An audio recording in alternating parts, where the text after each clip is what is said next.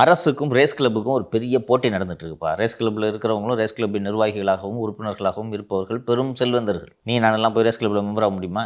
20 லட்ச ரூபா எனக்கு தெரிஞ்சு மெம்பர்ஷிப்புக்கு மட்டும். அதுக்கப்புறம் வருஷம் ரெனியூவல் சார்ஜ் இருக்குது. இன்னொன்று அந்த மெம்பர்ஷிப்பும் எளிதாக கொடுக்க மாட்டாங்க, புரியுதா? அதுக்கு பரிந்துரை வேணும். எம்ஏஎம் ராமசாமி பரிந்துரைத்தால் கிடைக்கும், அவரோட மகன் முத்தையா பரிந்துரை செய்தால் கிடைக்கும். ஐஏஎஸ் ஐபிஎஸ் அதிகாரிகளுக்கு கொடுத்து விடுவார்.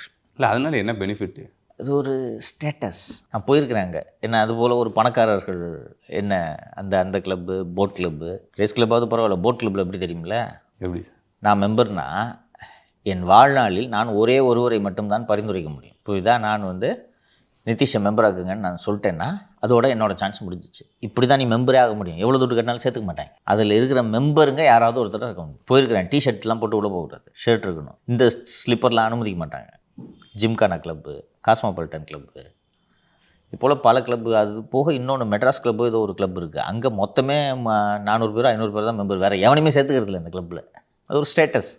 இந்த காலத்தில் இந்த பிரிட்டிஷ் லெகசி இது. அது போன்ற ஒரு கிளப்பு தான் ரேஸ் கிளப்பு. ரேஸ் யார் விளையாடுவா? ஏழைங்க தான் போய் ரேஸ் பணம் கட்டுவாங்க. ஆனால் ரேஸ் குதிரை வச்சிருக்கிறது யார்? ஒரு குதிரை கோடி கணக்கில் இருக்கும் விலை, தெரியுமா?